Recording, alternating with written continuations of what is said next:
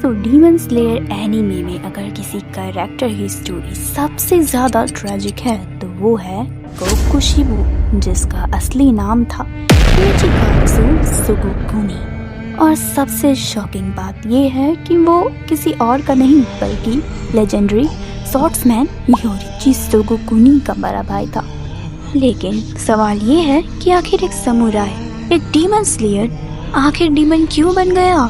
इस स्टोरी की शुरुआत होती है उनके बचपन से। मिचिकात्सु और योरिची ट्विंस थे। समुराई फैमिली में एक रूल था कि सिर्फ एक ही बेटा वॉरियर बन सकता है और दूसरे को मॉन्क बनना पड़ेगा। क्योंकि मिचिकात्सु सबसे बड़ा था तो इस वजह से वॉरियर बनने का चांस भी उसी को मिला। लेकिन सब कुछ तब बदल गया जब योरिची की असली पावर सामने आई। सिर्फ 7 साल की एज में योरिची ने एक एक्सपीरियंस्ड स्वॉर्ड्समैन को एक ही स्ट्राइक में हरा दिया।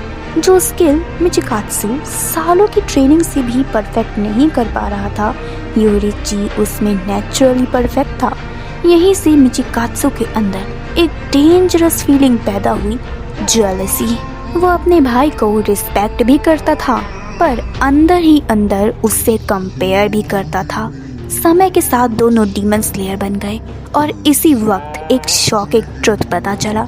जिनके पास डीमन स्लेयर मार्क होता है वो नॉर्मली 25 साल की एज के बाद जिंदा नहीं रह सकते। ये पावर इतनी ज़्यादा प्रेशर डालती है बॉडी पे कि यूज़र जल्दी ही मर जाता है। लेकिन मिचिकात्सु के लिए ये एक नाइटमेयर था। उसको लगने लगा कि उसकी सारी मेहनत बर्बाद हो जाएगी क्योंकि वो ना योरिची जैसा पावरफुल बन पा रहा था और ना ही उसके पास ज़्यादा टाइम था। लेकिन सबसे अजीब बात ये थी कि योरिची पर ये अप्लाई ही नहीं हुआ। योरिची के भी पास डीमन स्लेयर मार्क था पर फिर भी वो 80 साल की एज तक जिंदा रहा। इसका रीज़न ये था कि योरिची नॉर्मल ह्यूमन नहीं था। उसका मार्क जन्म से ही था और उसने सन ब्रीदिंग क्रिएट की थी जो सबसे पावरफुल ब्रीदिंग स्टाइल है। उसका ब्रीदिंग कंट्रोल इतना परफेक्ट था कि वो आसानी से अपने डीमन स्लेयर मार्क के प्रेशर को हैंडल कर लिया। इसलिए वो डीमन स्लेयर हिस्ट्री का एक एक्सेप्शन बन गया। लेकिन मिचिकात्सु के लिए ये और भी पेनफुल था। उसको लगा कि चाहे वो कितनी भी ट्रेनिंग कर ले वो कभी भी योरिची जैसा नहीं बन पाएगा। और इसी डेस्परेशन का फ़ायदा उठाया मुजान के सुजी ने।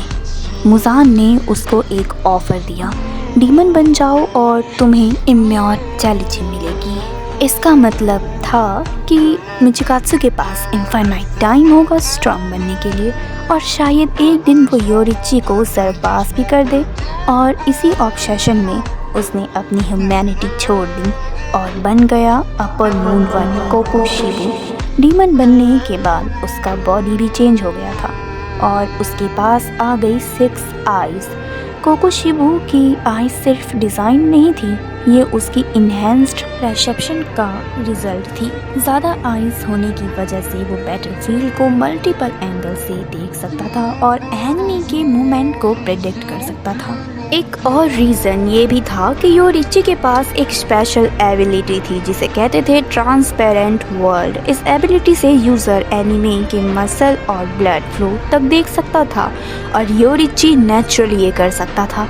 पर कोकुशिबू को उस लेवल तक पहुंचने के लिए अपने डीमन बॉडी को इवॉल्व करना पड़ा, इसलिए उसके फेस और स्वॉर्ड पर भी मल्टीपल आइज़ डेवलप हो गई थी। लेकिन स्टोरी का सबसे ट्रेजिक मोमेंट तब आता है जब कोकुशिबू अपने 80 साल के भाई योरिची से मिलता है। योरिची उस वक्त बुढ़ा हो चुका था लेकिन फिर भी एक ही अटैक में कोकुशिबू को ऑलमोस्ट किल कर देता है और उसी मोमेंट योरिची की डेथ नेचुरल ओल्ड एज के वजह से हो जाती है। इसका मतलब कि इतनी ट्रेनिंग करने के बाद, डीमन बनने के बाद, इतना सब सहने के बाद भी कोकुशिबू जो है अपने भाई के लेवल को ट्रूली सरपास नहीं कर पाता है। अपनी डेथ के टाइम कोकुशिबू को एक पेनफुल रियलाइजेशन होता है। उसने अपनी फैमिली, अपनी ह्यूमैनिटी और अपने सोल सब कुछ सेक्रीफाइस कर दिया सिर्फ और सिर्फ जेलसी और फियर की वजह से। और एंड में उसको समझ आता है कि शायद प्रॉब्लम ये नहीं थी कि वो योरिची से कमज़ोर था, प्रॉब्लम ये थी कि वो कभी खुद को एक्सेप्ट ही नहीं कर पाया। और इसी वजह से कोकुशिबो की स्टोरी डीमन स्लेयर की सबसे ट्रेजिक स्टोरीज में से एक बन जाती है।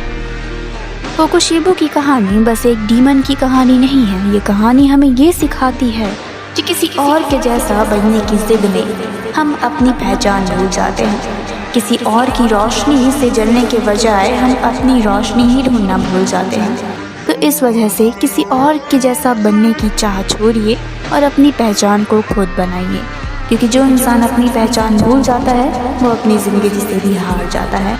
बाय द वे, अगर आपने मेरी वीडियो यहाँ तक देख ली है तो आपका बहुत बहुत बहुत शुक्रिया। आप ऐसे ही मुझे सपोर्ट कीजिए, मेरी वीडियोस देखिए। बाकी मिलते हैं नेक्स्ट वीडियो में, तब तक के लिए बाय।